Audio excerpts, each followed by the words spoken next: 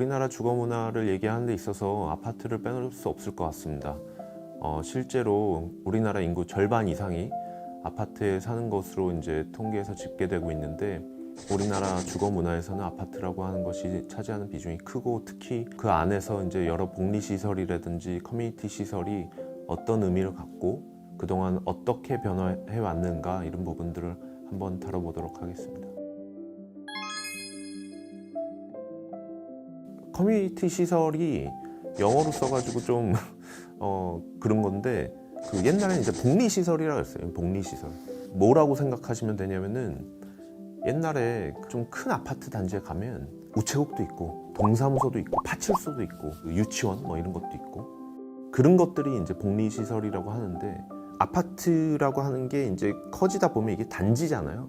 이게 단지가 된다는 얘기는 어떻게 보면 하나의 도시입니다. 작은 도시입니다. 그럼 거기서 사람들이 생활하는데 필요한 시설들이 있을 거 아니에요. 압구정동 현대 아파트 단지다 했을 때, 현대가 그거를 개발하는데 동사무소가 어떤 수익을 가져오진 않을 거잖아요. 그런데 거기에 사는 사람들한테는 필요한 시설이니까, 이게 어떤 수익적인 부분을 주지 않더라도 커뮤니티 필요하니까 이런 것들을 법적으로 제한을 두어서 이제 실제 단지 수가, 그 단지가 커지면 이런 복리 시설을 이제 두게 했죠. 근데 이제 그게 2000년대 들어오면 우리나라가 이제 브랜드 아파트 시대라고 이제 보통 표현을 하는데, 그러면은 이제 그 규모가 옛날 7, 80년대보다 이제 작아진 부분도 있는데, 규제에 의한 복리 시설의 부분이 아니라 브랜드가 자기네들 브랜드를 차별화시키기 위한 전략으로 커뮤니티 시설이라는 얘기를 이제 불렀던 것 같아요.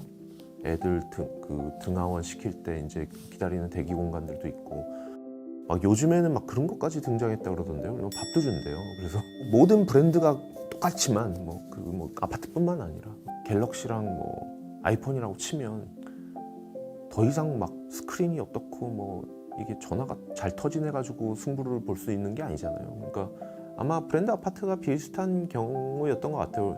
처음에는 이제 막 평면들도 굉장히 다르고 아파트 배치들도 좀 다르고 하는데, 사실 그거는 최적화가 될 수밖에 없습니다.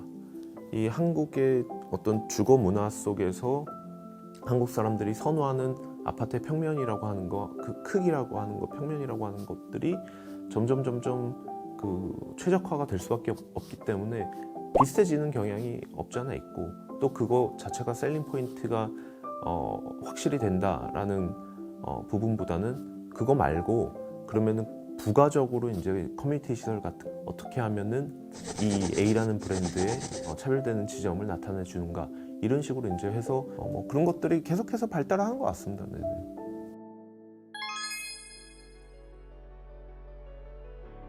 이미 벌써 얘기가 나오고 있는 것 중에 하나가 그런 걸 거예요. 그 재택근무를 할 수 있는 환경을 제공하는 것. 이론상으로 자기 집에서 할 수 있으면 제일 좋죠. 그런데 우리나라 문화가 1년 365일 재택근무하고 이런 환경은 사실 아니잖아요. 부분적으로 재택근무하는 이제 케이스들이 조금씩 이제 늘어나고 있는데, 그것을 완전히 자기 집에서 소화할 수 있게 한다. 결국에는 그런 것들이 어떻게 보면 이제 커뮤니티 시설화 될 수가 있는 부분인데, 덴마크에 에이탈렛이라는 프로젝트가 있어요. 이렇게 재택근무를 할 수 있는 환경의 공유 시설들을 굉장히 많이 갖춰놨다 그러더라고요. 그래서 코로나 때 이제 굉장히 사람들이 그걸 잘 이용했다라고 하는데, 아마 우리나라도 이 코로나를 한번 겪었기 때문에 어떻게 하면은 아파트 단지의 커뮤니티 시설 안에서 약간의 세마이 근무 환경들을 만들어 줄 수 있는가, 이런 부분들이 앞으로 얘기될 것 같습니다. 네. 이미 얘기가 되고 있겠죠. 예.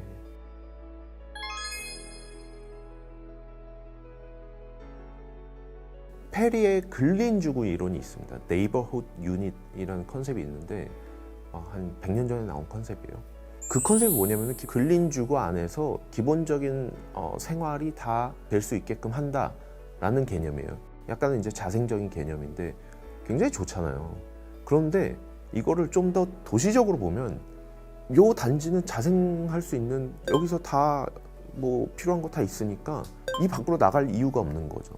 옆에 단지랑 어떤 교류할 필요도 없는 거고, 내가 저쪽의 시설을 이용하고 이 사람이 이쪽의 시설을 이용할 필요도 없는 거고, 이론상으로는 전체 도시적인 환경에서 그게 맞느냐 하는 걸 봤을 때는 사실 조금 주거단지의 어떤 단절이라고 하는 것들을 가져오기 때문에 저는 그게 올바르다고 생각은 하지 않습니다.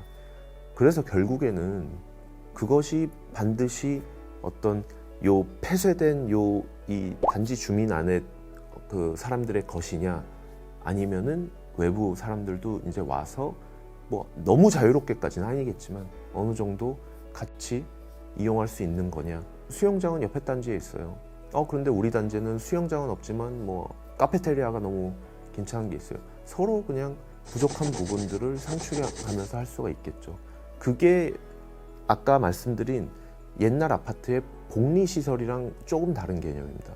그러니까 복리시설은 사실 A라는 아파트에 우체국이 있다고 해서 그걸 옆에 사람들이 와서 못 사용한다, 이게 절대 아니거든요. 복리시설이라고 하는 거는 기본적으로 이 도시에 필요한 것이기 때문에 그 공유가 된다라는 거죠. 그래서 커뮤니티 시설도 너무 폐쇄적으로 되기보다는 좀 열려있는 어떤 뭐 운영이라든지 프로그램이 필요하지 않을까? 그것이 어떻게 보면은 같이 사는 어떤 방식이니까 그게 필요하다고 생각합니다.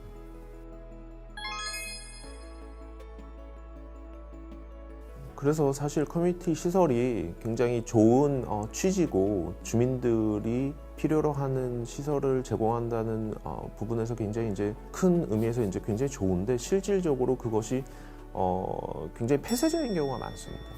그거를 이제 저희가 이제 게이티드 커뮤니티라고 하는데, 커뮤니티라고 하는 게 내 단지 안에서만 같이 사는 사람이 커뮤니티가 아니라 결국에는 우리가 한 시민인 거고 한 국가의 국민인 거기 때문에 어떻게 하면 그 커뮤니티가 여러 가지를 통해서 이거를 폐쇄적으로 운영하는 것이 아니라 좀 더 이 단지 밖 사람들과 교류할 수 있는 어떤 이 지점으로 활용할 수 있지 않을까, 이런 생각을 해봅니다.